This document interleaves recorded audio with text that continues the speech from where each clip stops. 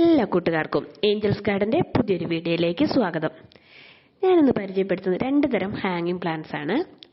ഒന്ന് ഹാങ്ങിങ് വിങ്കയാണ്, പിന്നെ ഒന്ന് 10 മണി ചെടി. ഇതും നമുക്ക് ഹാങ് ചെയ്ത് വളർത്താവുന്നതാണ്. നല്ല ഭംഗിയാണ് ഇതിന്റെ പൂക്കൾ കാണാനായിട്ട്. പലതരം നിറങ്ങളിൽ ഇന്ന് ഈ പ്ലാന്റ്സ് അവൈലബിൾ ആണ്. അതുപോലെ ഒരുപാട് കെയർ ചെയ്യേണ്ട ഒരു പ്ലാന്റ് ആണ് കേട്ടോ. അപ്പം നിങ്ങൾക്ക് ഈ പ്ലാന്റ് വേണമെങ്കിൽ എൻ്റെ നമ്പർ ഞാൻ താഴെ കൊടുത്തിട്ടുണ്ട്. അതിൽ നിങ്ങൾ എനിക്ക് മെസ്സേജ് അയയ്ക്കുക. അതുപോലെ എൻ്റെ ചാനൽ ആദ്യമായിട്ടാണ് നിങ്ങൾ കാണുന്നതെങ്കിൽ ഒന്ന് സബ്സ്ക്രൈബ് ചെയ്യാനും തൊട്ടടുത്ത് കാണുന്ന ബെല്ലൈക്കൺ എനേബിൾ ചെയ്യാനും മറക്കരുത്. അതുപോലെ ഈ വീഡിയോ ഇഷ്ടമായാൽ ലൈക്ക് ചെയ്യാനും കമൻറ്റ് ചെയ്യാനും ഷെയർ ചെയ്യാനും മറക്കരുത്.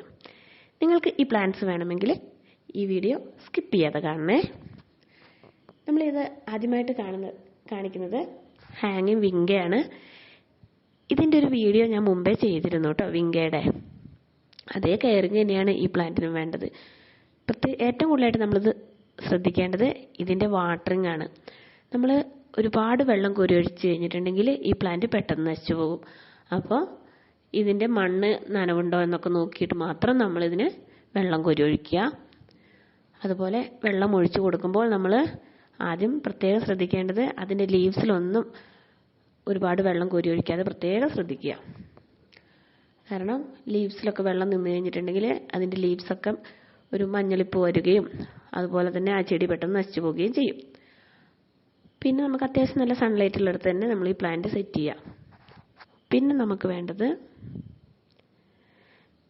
അടുത്തതായിട്ട് നമ്മൾ പരിചയപ്പെടുത്തുന്നത് 10 മണി ചെടി. ഇതും പല നിറങ്ങളിലുള്ള പ്ലാന്റ്സ് നമ്മുടെ കയ്യിൽ അവൈലബിൾ ആണ്. നിങ്ങൾ ഈ കാണുന്ന എല്ലാ കളേഴ്സും നമ്മുടെ കയ്യിൽ ഇന്ന് സെയിലിനുണ്ട് കേട്ടോ. ഇതിനും വളരെയധികം കെയറിങ് ആവശ്യമുള്ള പ്ലാന്റാണ്. കാരണം ഒരുപാട് വെള്ളമൊന്നും ഈ പ്ലാന്റിന് ആവശ്യമില്ല. ഇതിൻ്റെ ചുവട്ടിൽ വെള്ളം കെട്ടിക്കിടക്കാതെ പ്രത്യേകം നമ്മൾ ശ്രദ്ധിക്കണം. വെള്ളം കെട്ടിക്കിടന്ന് കഴിഞ്ഞിട്ടുണ്ടെങ്കിൽ ഈ പ്ലാന്റ് പെട്ടെന്ന് നശിച്ചു പോകും. അതുപോലെ ഇതിൻ്റെ പ്രൊപ്പഗേഷൻ എന്ന് പറയുന്നത് ഇതിൻ്റെ കട്ടിങ്സ് തന്നെയാണല്ലോ. നമുക്കറിയാം ഈ പ്ലാന്റ് നശിച്ചു പോകാൻ തുടങ്ങി അല്ലെങ്കിൽ വാടി തുടങ്ങുന്ന സമയത്ത് നമ്മൾ ഇതിൻ്റെ കട്ടിങ്സ് എടുത്ത് നമ്മൾ മാറ്റി നട്ടാൽ മാത്രം മതി. ഏറ്റവും അധികം ശ്രദ്ധിക്കേണ്ടത് ഇതിൻ്റെ വാട്ടറിങ് ആണ്. പിന്നെ അത്യാവശ്യം നല്ല വെയിലുള്ളിടത്ത് തന്നെ ഈ പ്ലാന്റ് നടാനും ശ്രദ്ധിക്കുക. ഈ പ്ലാന്റ് നടേണ്ടത് മണ്ണും കുറേയധികം മണലും ചാണകപ്പൊടിയും കുറച്ച് കൊക്കോപ്പീറ്റും ചേർത്ത് ഈ പ്ലാന്റ് നടാൻ ശ്രദ്ധിക്കുക. അതുപോലെ ഇടയ്ക്ക് നമ്മൾ വളമായിട്ട് കൊടുക്കേണ്ടത് ജൈവവളം തന്നെ കൊടുത്താലും മതി. പിന്നെ നമുക്ക് വേണമെങ്കിൽ